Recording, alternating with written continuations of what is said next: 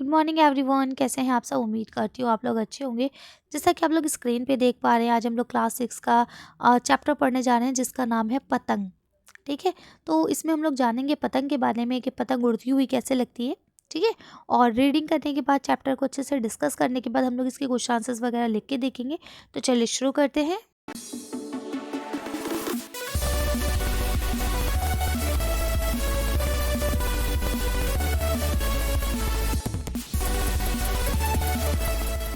तो ये हमारा सबक नंबर 27, जिसमें हम किसके बारे में पढ़ रहे हैं? पतंग के बारे में। ठीक है, तो देखिए लिखते हैं। मियाँ रशीद ने एक दिन पतंग उड़ाई। पतंग कुछ ऊंची हो गई तो हवा बोली, आओ भी पतंग मेरे साथ आओ, मैं तुम्हें दुनिया की सैर कराऊं। पतंग बोली, जी तो मेरा भी चाहता है, मगर इस डोर ने मुझे जकड़ रखा है।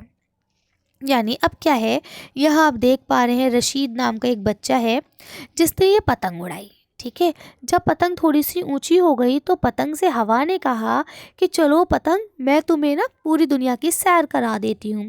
तो ये पतंग बोली, हाँ दिल तो मेरा भी करता है कि मैं दुनिया की सैर करूँ, लेकिन ये जो डोरी है ना जिससे रशीद मुझे पकड़ा हुआ है, इसने मुझे जकड़ रखा है, यानी ये मुझे कहीं भागने नहीं दे रहा है। ठीक है, आगे देखिए क्या होता है। हवा बोली, डरने की क्या बात है, मैं तुम्हारी मदद करूंगी। वो बहुत तेजी से चलने लगी, डोर टूट गई। यानी हवा तेजी से चली और डोर क्या हो गई? टूट गई। हवा ने कहा, लो अब हम तुम दुनिया की सैर को जाते हैं। अब पतंग क्या है, हवा के साथ चलने लगी दुनिया की सैर करने के लिए। वो खूब तेज चलने लगी, पतंग को भी उड़ाए ले जा रही थी। पतंग घबरा गई, चिल्लाकर कहने लगी, ए है, इतनी तेज तो मत चलो, मेरी सांस फूले जा रही है। हवा ने एक जोर का कहा लगाया और अपनी चाल को और भी तेज कर दिया।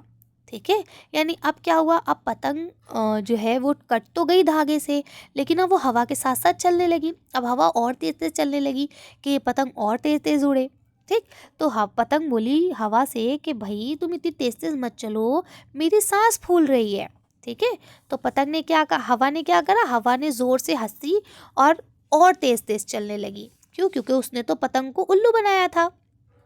लिखते हैं, दोनों बस उड़े चले जा रहे थे, दरख्तों पर से, पहाड़ों पर से बहुत तेजी से गुजर रहे थे। इतने में सूरज के सामने बड़ा सा बादल का टुकड़ा आ गया और मीना की मोटी मोटी बूंदें पतंग पर गिरने लगीं। है ना, मीना किसे कहते हैं? मीना कहते हैं बारिश को।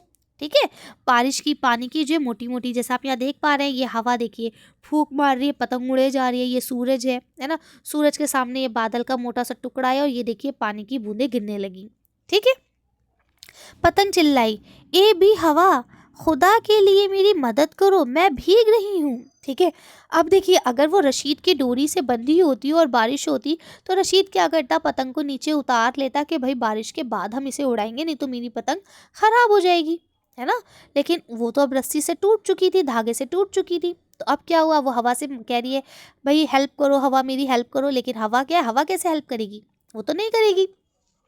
ठीक है, तो कह रहे हैं कि मैं भीग रही हूँ, मैं कैसे उड़ पाऊंगी? अगर मैं भीग गई तो मैं उड़ ही नहीं पाऊंगी दोबारा।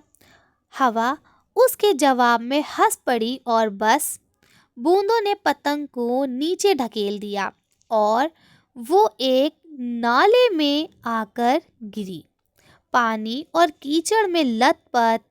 अब तो पतंग बहुत पछताई और कहने लगी, मैं डोर से बंधी रही तो क्यों इस मुसीबत में फंसती। ठीक है, अब क्या मतलब हुआ, देखिए यहाँ पे ये बहुत छोटी सी कहानी है, लेकिन इससे आपको एक सबक दिया जा रहा है। सबक ये कि देखिए हम लोग कुछ बात करते हैं, कहीं जाने को कहते हैं, तो हमारे मम्मा पापा या हमारे बड़े भाई बहन हमें रोकते हैं, हमें मना करते हैं। है ना, और हमें लगता है देखो हमें हर जगह जाने से रोक दिया जाता है ना, या हमारी डिमांड पूरी नहीं की जाती।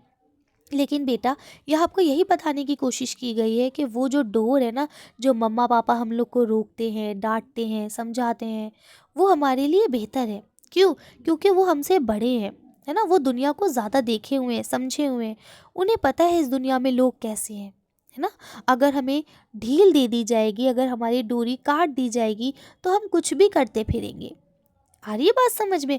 ना हम पढ़ाई करेंगे, है ना। एक दिन के लिए भी मान लीजिए मम्मा कहती हैं अच्छा ठीक है आज तुम घर में रुको, हम ज़रा कहीं जा रहे हैं। मम्मा पापा अगर आपको घर में अकेला छोड़ के चले जाते हैं तो आपने नोटिस करा है आप क्या करते हैं? सारा दिन मोबाइल चलाते हैं, है ना। मैगी चाउमीन बना बना के खाते हैं, बर्गर पिज़्ज़ा ऑर्डर कर देते हैं ऑनलाइन, और बस मस्ती होती है ना।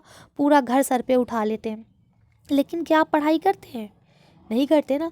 तो इसी चीज़ को बताने के लिए यहाँ पतंग का सहारा लिया गया है कि हमारे बड़े जो हमें समझाते हैं वो हमारे ही भले के लिए होता है, और अगर हम उनकी रोक टोक को नज़रअंदाज करेंगे और अपनी मनमानी करेंगे तो इस पतंग की तरह हम भी कीचड़ में ही नज़र आएंगे। ठीक है। तो अब यहाँ देखिए आपके मश्क में कुछ सवाल वो दिए गए हैं। सैर करना यानी घूमना फिरना, ये लफ्ज़ मायने इन्हें याद कर लीजिएगा। कहकहा यानी आवाज़ के साथ ज़ोर से हंसना। मीना मतलब बारिश। सांस फूलना यानी हाँफना। लथपथ होना यानी पूरी तरह से ख़राब हो जाना। ठीक। अब ये आपके क्वेश्चन आंसर है, इसे हम लोग आंसर शीट पे देख लेते हैं। अब देखिए पहला सवाल लिखा है हवा ने पतंग को क्यों बुलाया था? तो हवा ने पतंग को दुनिया की सैर कराने के लिए बुलवाया था। ठीक है। पतंग की सांस क्यों फूलने लगी थी? तो इसका जवाब होगा हवा के तेज चलने की वजह से पतंग की सांस फूलने लगी थी। कहकहा लगाने के बाद हवा ने क्या करा? तो कहकहा लगाने के बाद हवा ने और भी तेजी से चलना शुरू कर दिया था। अगला सवाल देखिए यहाँ लिखा है पतंग नाले में कैसे गिरी? तो बूंदों ने पतंग को नीचे ढकेल दिया और वो नाले में जाके गिर गई। अगला सवाल देखिए लिखा है नाले में गिरने के बाद पतंग ने क्या कहा? तो जब वो नाले में गिर गई तो उसने कहा कि अगर मैं डोर से बंधी रहती तो मैं इस मुसीबत में क्यों फंसती, है ना। यानी अगर हमारे माँ बाप हमें डांटते हैं समझाते हैं और हम उनकी बात मान लें तो कभी भी हमें किसी मुसीबत का सामना नहीं करना पड़ेगा। ठीक है। अगला सवाल देखिए यहाँ लिखा है मियाँ रशीद ने एक दिन क्या करी? पतंग उड़ाई। लो अब तुम दुनिया की सैर को जाते हैं। हवा ने एक जोर का कहकहा लगाया। बूंदों ने पतंग को नीचे ढकेल दिया। मैं डोर से बंधी रहती तो क्यों मुसीबत में फंसती। अब देखिए यहाँ पे वाहिद और जमा है तो शहर का क्या हो जाएगा? शहरों। पतंग का पतंगों। दरख्त का दरख्तों। पहाड़ का पहाड़ों। मुसीबत का मुसीबतों।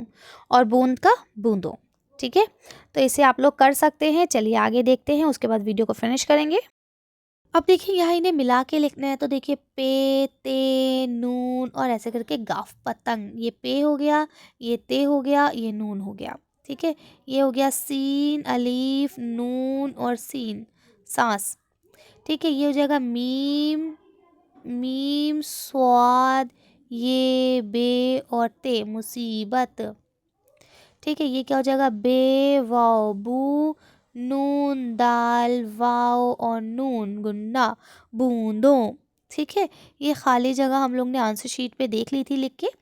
ठीक है। ये आपके वाहिद जमा भी हम लोग ने आंसर शीट पे देख लिए थे। अब यहाँ देखिए लिखते हैं पढ़िए समझिए और लिखिए। इस सबक में रशीद पतंग हवा दुनिया दरख्त पहाड़ सूरज वगैरह अल्फाज इस्तेमाल हुए हैं। इन लफ्ज़ों से किसी शख्स जगह या चीज़ के नाम का इल्म हो रहा है। ऐसे लफ्ज़ों को इस्म कहते हैं। इस सबक से 5 इस्म तलाश करके लिखिए। ठीक है। इस्म मतलब क्या हो गया आपका? नाउन यानी कि संज्ञा। ठीक है। क्या हो गया? ये आपका संज्ञा। तो आप लिख सकते हैं। अब यहाँ पे देखिए ये तो 5 इन्होंने दे ही दिए। क्या क्या हो गया यहाँ पे आपका? रशीद पतंग हवा दुनिया दरख्त पहाड़ सूरज। तो इस सबक में यही 5-6 हैं, इसके अलावा और कोई है ही नहीं, है ना। डोर भी है। ठीक। डोर भी एक है। और मीना, मीना भी किसी का नाम है, यानी बारिश का नाम है मीना, है ना। तो ये सारे भी आप लिख सकते हैं। ठीक है। तो ये चैप्टर होता है यहीं फिनिश। ये आपके खुशखत है, इसको आप लिख लीजिएगा दोबारा से। ठीक है। कोई डाउट हो कोई कन्फ्यूजन हो तो आप लोग मुझे कमेंट कर सकते हैं। मिलते हैं नेक्स्ट वीडियो में। Thank you for watching.